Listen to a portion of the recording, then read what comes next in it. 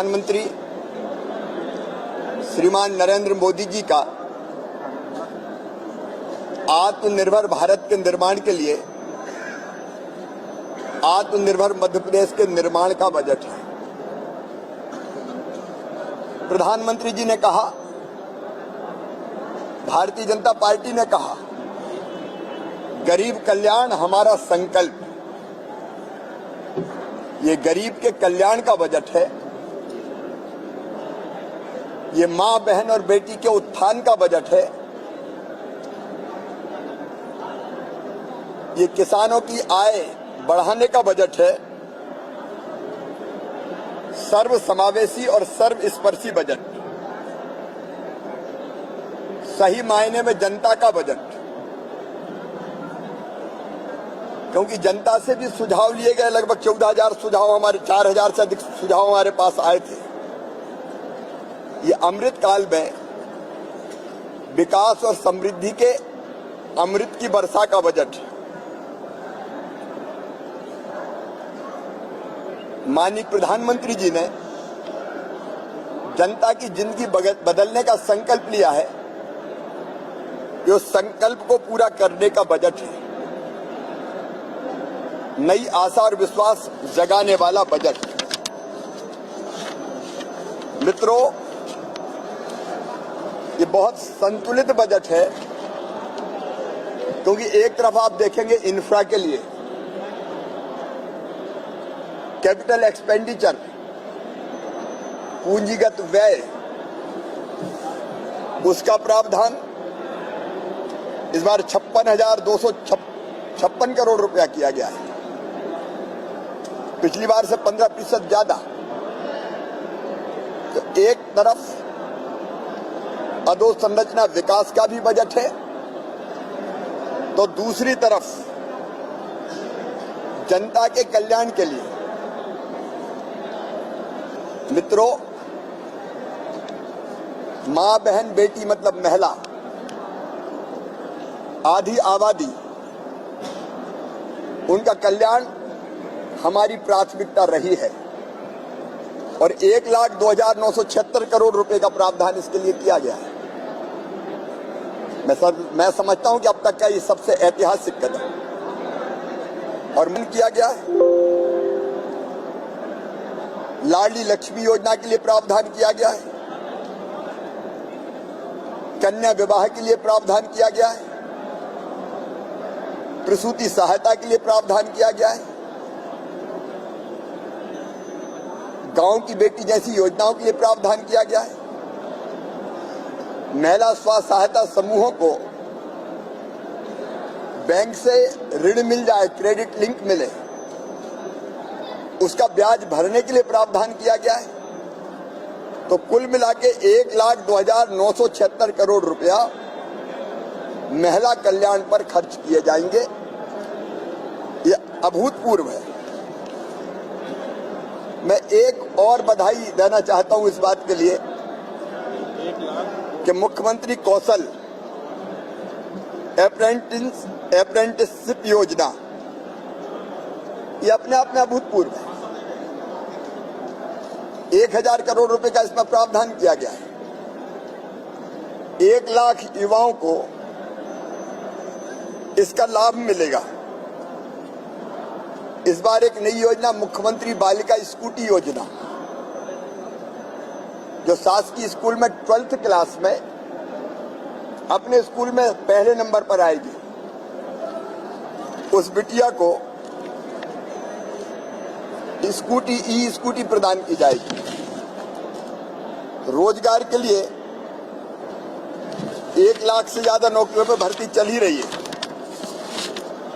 लेकिन उसके अतिरिक्त स्वरोजगार की योजना, मुख्यमंत्री युवा उद्यम क्रांति जैसी योजनाओं के लिए पर्याप्त प्रावधान, और अपने नौजवानों को स्किल्ड करने के लिए भोपाल में संत रविदास ग्लोबल स्किल पार्क बन रहा है। उसी की तर्ज पर ग्वालियर, जबलपुर, सागर, रीवा में ये बड़े स्किल सेंटर स्थापित किए जाएंगे।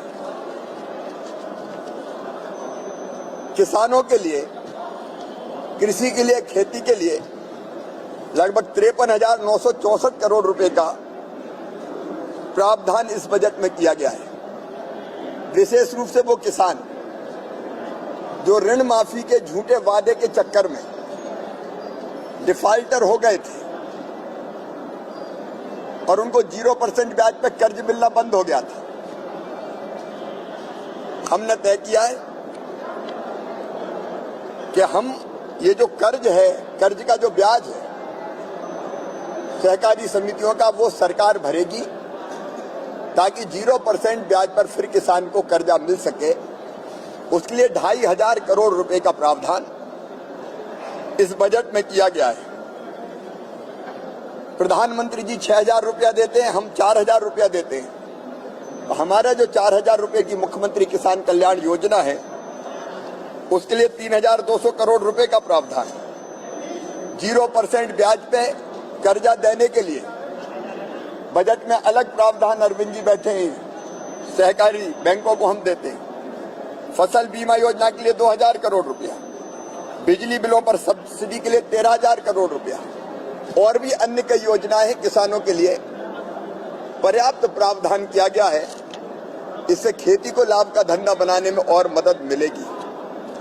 समाज के अनुसूचित जाति और जनजाति कमजोर वर्ग के लोगों को देखें तो जनजाति कल्याण के लिए 36,950 करोड़ रुपया, जो पिछले साल से 37% अधिक है, जिसमें सिकल सेल मिशन के लिए भी प्रावधान किया गया है 50 करोड़ रुपए का,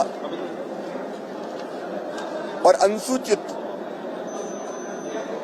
जनजाति के लिए भी 26,087 करोड़ रुपए का प्रावधान किया गया है। पिछड़ा वर्ग के लिए, घुमंतु विमुक्त अर्धघुमंतु समुदाय के लिए बजट में विशेष रूप से प्रावधान किया गया है। शिक्षा पर 38,375 करोड़ रुपए, जो पिछले साल से 5,532 करोड़ रुपया अलग है, अधिक है। और दो विशेष चीजें, सीएम राइज स्कूल के लिए भी प्रावधान, ताकि उच्च गुणवत्ता वाली शिक्षा हम अपने विद्यार्थियों को दे सकें। और पीएम श्री योजना के अंतर्गत पीएम साहब जो पीएम श्री स्कूल बनाने वाले, उसमें स्टेट का शेयर भी हमने दिया है, उसके लिए भी 277 करोड़ रुपए का प्रावधान किया है। इससे शिक्षा की गुणवत्ता सुधरेगी। मित्रों, हमारे खिलाड़ी खेल के मैदान में बहुत बेहतर प्रदर्शन कर रहे हैं। खेलो इंडिया यूथ गेम्स के में हमने देखा, हमारे ओवरऑल मध्य प्रदेश कभी 8वें 10वें नंबर पर हुआ करता था, अब तीसरे नंबर पे आ गया है। इसलिए खेल का बजट 3 गुना ज्यादा इस बार बढ़ाया गया है, 738 करोड़ रुपए का प्रावधान। हेल्थ के लिए अगर आप देखेंगे, स्वास्थ्य के क्षेत्र में और बेहतर सुविधाओं के लिए तो 16,055 करोड़ रुपए का प्रावधान, उनमें से आयुष्मान भारत के लिए 953 करोड़ रुपया और नए मेडिकल कॉलेजों के भवन के निर्माण के लिए भी पर्याप्त राशि दी गई है। चाहे सिंचाई हो और चाहे सड़कें हो, सड़कों के लिए 10,182 करोड़ रुपया, जिनमें पुलों का निर्माण और संधारण भी शामिल है। सिंचाई जो बढ़ा के हमको 65 लाख हेक्टेयर तक ले जानी है, उसके लिए 11,049 करोड़ रुपया, और बिजली के इंफ्रा को ठीक करने के लिए 18,302 करोड़ रुपए का प्रावधान किया गया है। गांव का विकास हो, ग्रामोदय हो या नगरोदय हो, दोनों के लिए पर्याप्त प्रावधान किया गया है। 24,443 करोड़ रुपए तो है ग्रामीण विकास के लिए, और उसके साथ प्रधानमंत्री आवास के लिए हर गरीब को पक्की छत मुहैया कराना है, इसलिए फिर 8,000 करोड़ रुपए का प्रावधान, ताकि गरीबों के घर का सपना पूरा हो। उसको हमने किया है। नगरों के लिए भी 14,882 करोड़ रुपए का ऐतिहासिक प्रावधान किया गया है। ग्रामीण अधोसंरचना के लिए 3,083 करोड़ रुपया, ये 15वें वित्त आयोग का भी है, और मनरेगा का 3,500 करोड़ रुपया भी है। मित्रों, एक और अभिनव पहल, सोशल इम्पैक्ट बॉन्ड हमने जारी करने का फैसला किया है। हमारी महिलाएं, हमारी बहनें, बच्चे, वरिष्ठ नागरिक, दिव्यांगजन निराश्रित और कल्याणी बहनों के लिए संस्थागत व्यवस्था हम बनाएंगे और संस्थागत व्यवस्था में इनकी रोजगार कैसे बेहतर हो सकता है, इसलिए महिला प्रशिक्षण केंद्र हो, नशा मुक्ति केंद्र हो, मानसिक दिव्यांगजन कल्याण हो, पुनर्वास केंद्र हो, उनकी स्थापना हम करेंगे।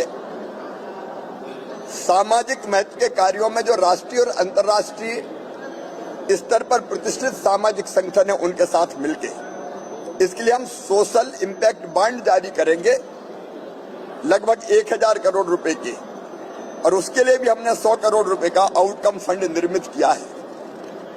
एक तरफ इंफ्रा और जन कल्याण, वहीं तीसरी तरफ हमारे जो जीवन मूल्य है, परंपराएं हैं, हमारी संस्कृति है, उसको आगे बढ़ाने के लिए चाहे सागर में संत रविदास जी का स्मारक हो, ओरछा में राम राजा लोक हो, चित्रकूट में दिव्य वनवासी रामलोक और सलकनपुर में देवी महालोक, ऐसी जुड़ी परियोजनाओं के लिए भी लगभग 358 करोड़ का प्रावधान है। भारत भवन में कलाग्राम, रामपायली में डॉक्टर हेडगेवार जी का संग्रहालय, ग्वालियर में हिंदी भवन तथा परम आदरणीय अटल बिहारी वाजपेयी स्मारक, उसका प्रावधान किया गया है। और तीर्थ यात्रा अब हवाई जहाज से भी होगी, उसके लिए भी प्रावधान किया गया है।